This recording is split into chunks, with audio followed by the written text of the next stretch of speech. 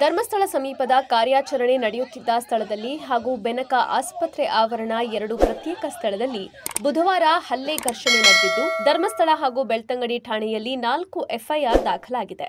ಖಾಸಗಿ ಮಾಧ್ಯಮದ ವರದಿಗಾರ ಹಾಗೂ ಕ್ಯಾಮೆರಾಮ್ಯಾನ್ ಮೇಲೆ ನಡೆಸಿದ ಹಲ್ಲೆ ಸಂಬಂಧ ಗಿರೀಶ್ ಮಟ್ಟಣ್ಣನವರ್, ಮಹೇಶ್ ಶೆಟ್ಟಿ ತಿಮರೋಡಿ, ಯೂಟ್ಯೂಬರ್ ಸಮೀರ್ ಹಾಗೂ ಜಯಂತಿ ಟಿ ವಿರುದ್ಧ ಬೆಳ್ತಂಗಡಿ ಠಾಣೆಯಲ್ಲಿ ಎಫ್ಐಆರ್ ದಾಖಲಾಗಿದೆ. ಧರ್ಮಸ್ಥಳ ಠಾಣೆಯಲ್ಲಿ 2, ಬೆಳ್ತಂಗಡಿ ಠಾಣೆಯಲ್ಲಿ 2 ಸೇರಿ ಒಟ್ಟು 4 ಪ್ರಕರಣಗಳಲ್ಲಿ ದೂರು ಪ್ರತಿದೂರು ದಾಖಲಾಗಿದೆ.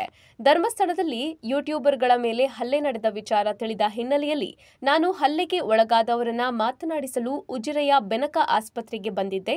ಈ ಸಂದರ್ಭದಲ್ಲಿ ಗಿರೀಶ್ ಮಟ್ಟಣ್ಣನವರ ಬಳಿ ಬೈಟ್ ಕೊಡುವಂತೆ ಕೇಳಿದಾಗ ನನ್ನನ್ನ ಬೈಯಲು ಆರಂಭಿಸಿದ್ರು. ಈ ವೇಳೆ ಅಲ್ಲೇ ಇದ್ದ ಮಹೇಶ್ ಶೆಟ್ಟಿ ತಿಮರೋಡಿ ಹಾಗೂ ಅವರ ಗ್ಯಾಂಗ್ ಸದಸ್ಯರು ಹಲ್ಲೆ ಮಾಡಿದ್ದಾರೆ.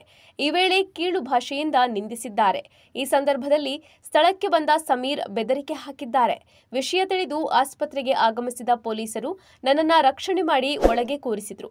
ಈ ವೇಳೆ ಸ್ಥಳಕ್ಕೆ ಬಂದ ಜಯಂತ್ ಟಿ ನನ್ನ ವಿಡಿಯೋ ಮಾಡಿ ಹಲ್ಲೆ ಮಾಡಿದ್ದಾರೆ ಎಂದು ಹಲ್ಲೆಗೊಳಗಾದ ಖಾಸಗಿ ಚಾನೆಲ್ ವರದಿಗಾರ ಮಾಹಿತಿ ನೀಡಿದ್ದಾರೆ.